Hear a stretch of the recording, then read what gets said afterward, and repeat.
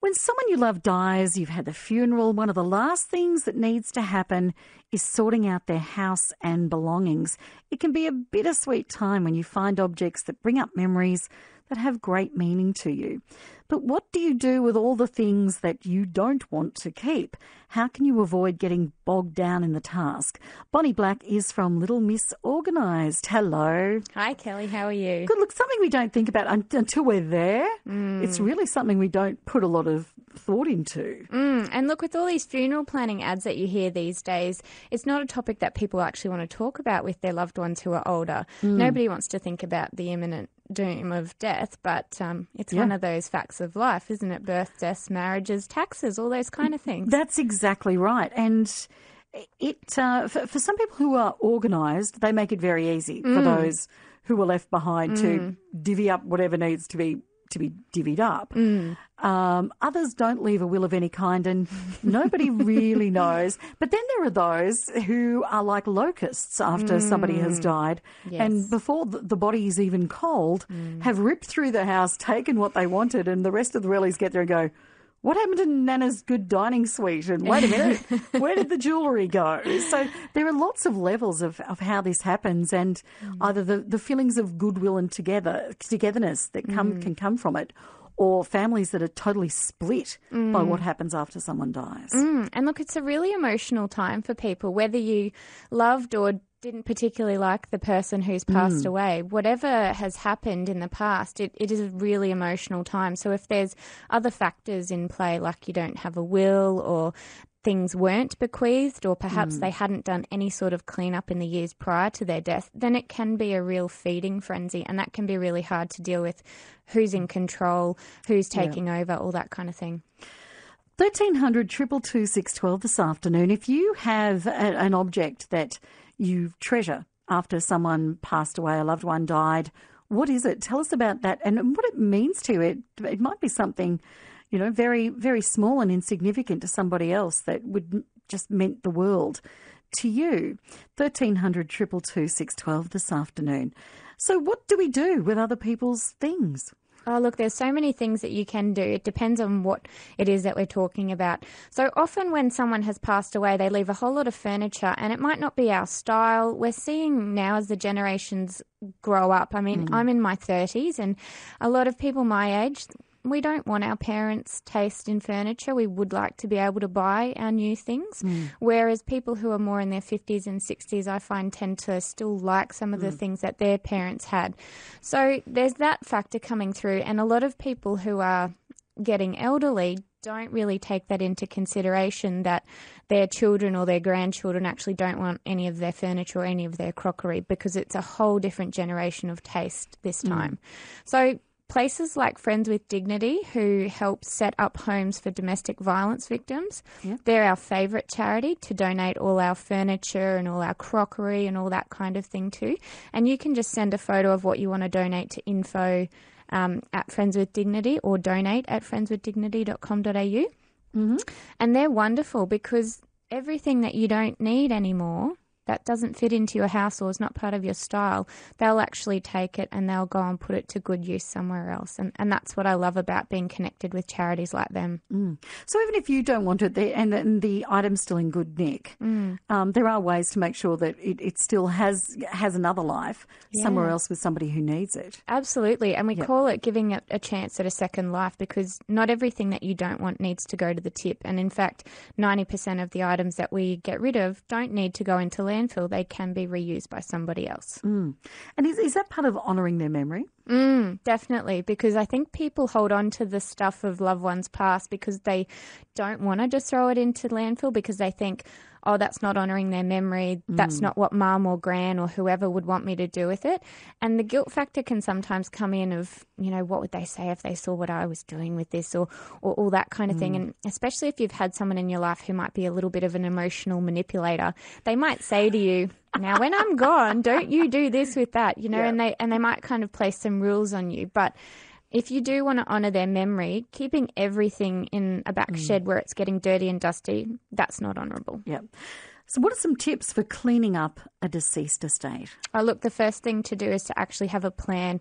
So whoever needs to be involved, get everybody together, have a big family powwow, use video conferencing if people are not all in the same location, but get everybody on the same page, because if one person jumps in gung-ho and the other people feel like they haven't been included in the discussion, then that can really cause some fairly big issues.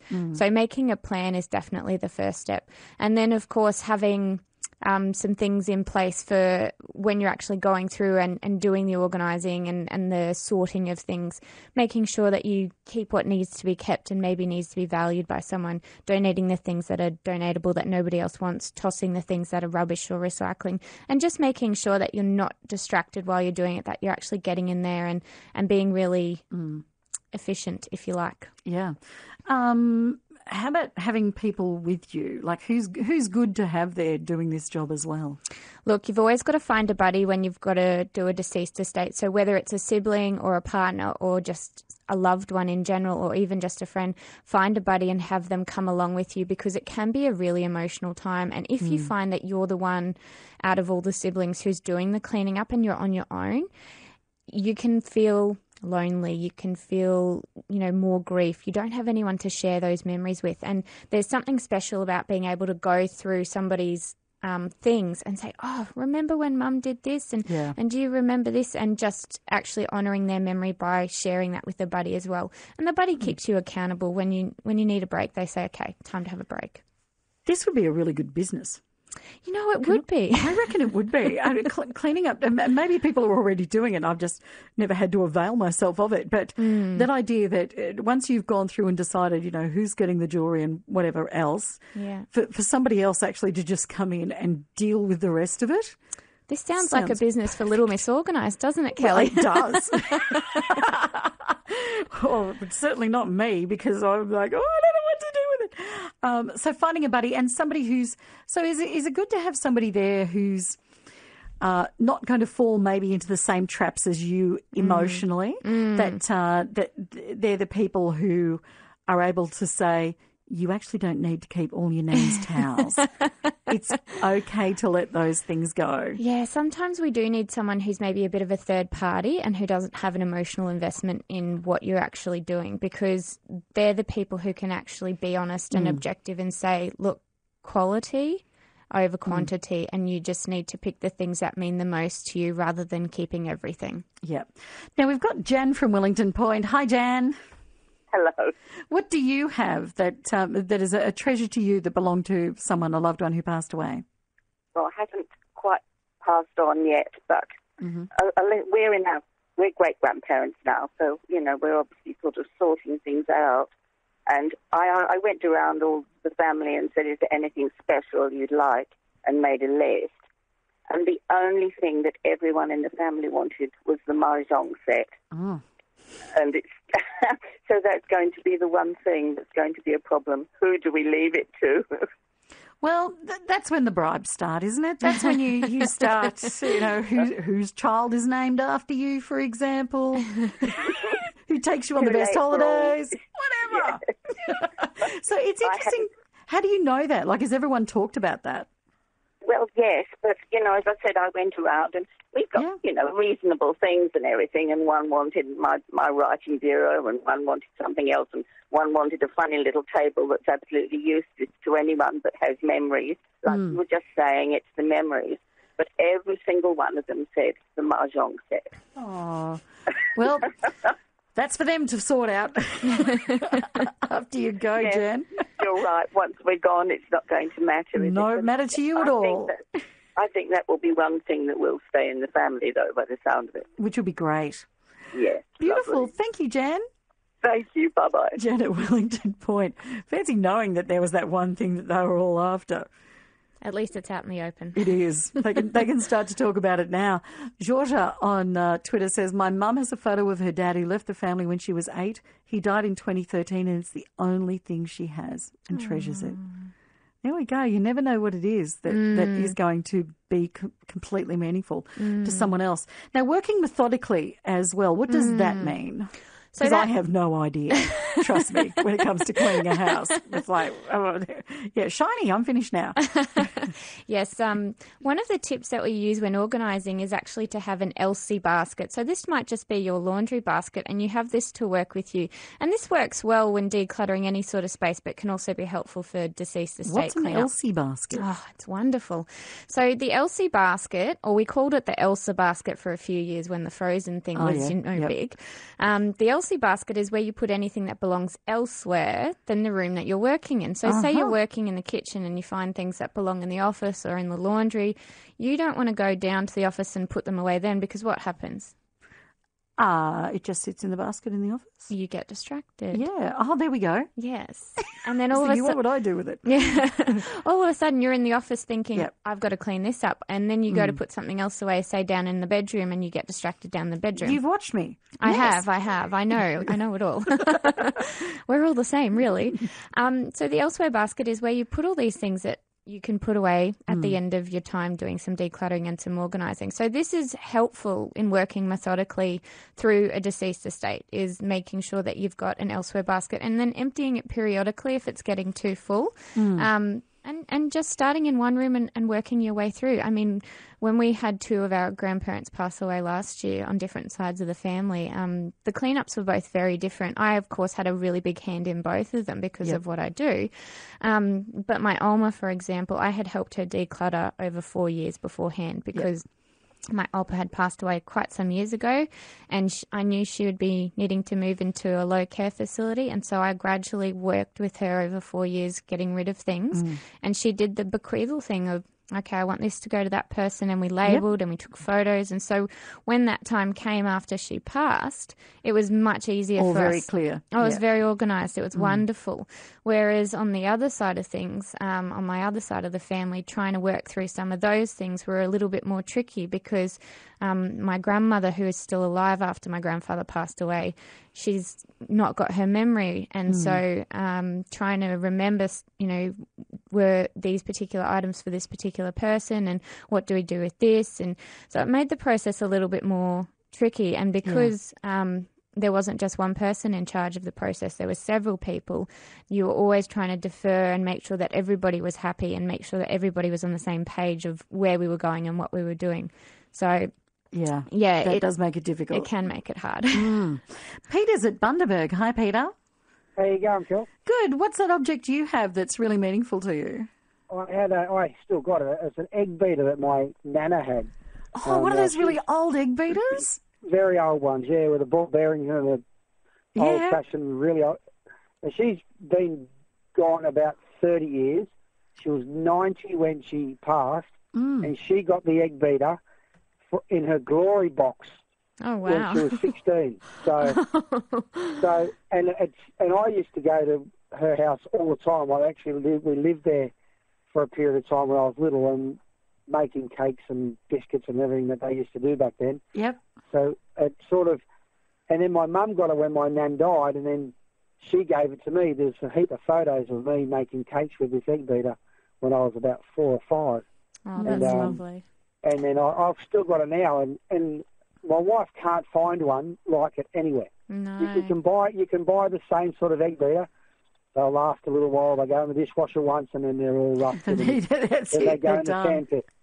It's unreal, and it's just every time we sort of use it, I think, I remember using this when I was. And I say that to my daughter, and she goes, "Why do you keep it?" Like she's only little, so she'll work it out eventually. Yeah, she will. I said the same thing when I was 10 or 12, I suppose. But and it was just, I have a very special bond with my nana. She was just the nicest person I've ever met. Oh, in my that's life. beautiful. So, that's lovely. I named my daughter after her, so there we go. Like a middle name because it was a bit old. Oh, I did that with my daughter, Nell, after my grandmother. Yeah, mine's Heather. Oh, beautiful. My nana was Heather. That's her middle name. So yeah, Peter, thank you. Great story. I loved it. All right, cool. Bye, Peter from Bundaberg, the old egg beater. Why not? Ash has called in. Ash is from Give It. Hi, Ash. Hello. How are you going? Good. How are you? Not too bad. Yeah. Do you get a lot of these donations from deceased estates? Well, we do from time to time. We get a lot of people who are sometimes simply moving house or sometimes people have passed away, and the people want to, I guess, know that the item from their loved one is going to be appreciated by someone else. Yep. And one of the best things you can do there is go around the house, take some photographs of items perhaps you're not sure what to do with it, but it's really high quality, and you can give it to somebody else who really needs it and make a huge difference in their lives. Yep, I think that's great. I mean, people have favourite charities or what. It's just a really good way, isn't it, to make sure that good furniture, and a lot of people take a lot of care with their things to make sure that it gets that second or even third or fourth life that it deserves. So is it just a case of getting in contact with you as well, Ash? Well, just go through the website and literally snap a few photographs of the items that you've got to give. Go through giveit.org.au. Upload the photographs there, give a little bit of a story if you like, but for the most part, just upload the items, and then charities that are registered with us around Australia can see it. It's a free service, and they can see it just like almost like an online Gumtree, but instead of selling, we're asking you to give, and you could help people, thousands of people use Give It every week. Good stuff. Ash, thank you so much. You're on ABC Radio Brisbane and Queensland. It's 5 to 3. Bonnie Black from Little Miss Organised is here. We're talking about deceased estates, how you clean up and get organised after the death of a loved one, especially when it comes to their possessions. Owen at McDowell, hello. Hey, Kelly, how are you doing? Good. So what did you do? Look, what we did was we had a little private auction. There were some items in the house which a number of us kids wanted. So we didn't know how to do this. So we said, let's have an auction. We had a private auction. So when we auctioned everything amongst ourselves, it set a value. So say you come to 100,000 or whatever, we divided it by 3, and then we said, okay, well, that's the value of all the assets. So I purchased 50,000 worth of stuff, so I had to pay some cash in, and until we all got squared up and level, and there were no fights, no arguments. I bid my behind off for a very big Persian, but it cost me, and it was fine because that was what I wanted more than my sister. So it was an in-family auction. In-family auction, the 4 kids. And we bid for stuff that we wanted, and we outbid each other or underbid, and it worked fine. There wasn't a single argument about a thing. Okay. It was really wonderful. That's okay if you're all financially about the same. What if one of you is mega rich? Yes, yes. Clearly that could be a bit of a wrinkle, but we somehow didn't have that. So. Okay. We just knew that if you bid high, you're going to have to pay. So but yeah, you're right. If one of them had been wealthy. But for you guys, it worked, and maybe that's something for people who are listening who are in that same sort of situation where it's sort of fair. That's one way to do it. Why not? Who wants it the most? There was Who's willing to put their money where their mouth is? Not a single fight. It was really nice because it is a traumatic time for everybody. It is. Owen, thank you for sharing that. Yeah, so okay. Excellent. Have a good day. You too, Owen at McDowell. And just finally, Bob is at Strathpine. Bob, hello. Hello, Kelly. How are you? Good. What's the object you have passed down through your family? I have a small Bible. It's probably about 6 inches long, which I don't know in the metric thing. That's 6 inches long and probably about 4 inches wide. I have a Bible that obviously I've got from my father. When he passed away, well, I got it out of his possessions, which weren't very much, and I've kept it since 1957 when he passed away. And I believe by the inscription on the front, it was given to him by his mother. Oh. So it's got a small inscription. Would you like me to read it to you? You've got 10 seconds. Okay, I'll do it. You right? Yeah. Go. Remember, I'll be who gave you this. When other days shall come, when she who had thy earliest kiss sleeps in her narrow tomb. Remember, 'twas your mother gave the gift of one who died to save. I bid you keep and read the book, and when the parting time should come, I shall have hope. Bob, I'm sorry, I'm going to have to leave it there. It sounded lovely, but thank you for sharing. Bonnie Black from Little Miss Organised, thank you as well. Thanks, Kelly. And it's 1:03.